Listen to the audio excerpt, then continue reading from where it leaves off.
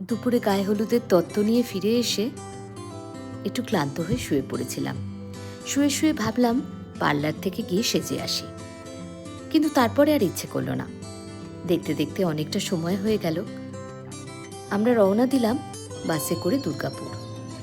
অনেক বছর পর আমি বরযাত্রী যাচ্ছি বাসে করে। সেই ছোটবেলায় মামার বিয়েতে গিয়েছিলাম বরযাত্রী।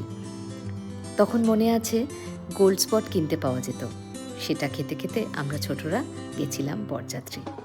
আজ এত বছর পর যেন সেই ছোটবেলাকে ফিরে পেলাম। এখানে আমাদের বরযাত্রীদের ওয়েলকাম জানানো হলো ব্যান্ড পার্টির মাধ্যমে, আর দেওয়া হলো একটা করে ছোট ছোট লাল বাক্সের টিফিন। আমি তো অবাক, এই প্রথম দেখছি যে এখানে টিফিন দেওয়া হয় বরযাত্রীদের।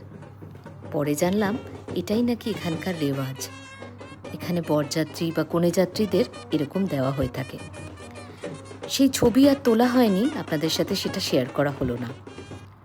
প্রথমেই যে কাজটা করলাম সেটা হচ্ছে উপরে গিয়ে কিছু ফটো তুলে নিলাম আমার দেওর আর কনের সাথে। আমাদের কনেকে কিন্তু অপূর্ব সুন্দর লাগছিল লাল বেনারসিতে। তারপরে শুরু হয়ে গেল বিয়ের আচার অনুষ্ঠান। বউ পিড়িতে করে এসে সাত পাকে ঘুরে শুভ দৃষ্টি সম্পন্ন করলো।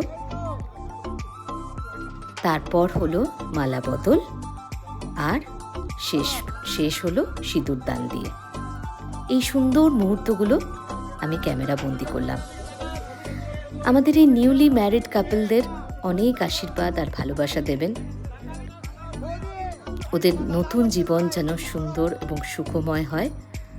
সবশেষে বর বউ খেতে বসলো, আর আমরাও চলে এলাম ডান হাতের কাজটা সেরে নিতে। আমার সবথেকে প্রিয় খাবার ছিল বাটার ফ্রাই আর মটন কষা। দারুণ হয়েছিল খাবার। আর শেষ পাতে ছিল 2-in-1 আইসক্রিম।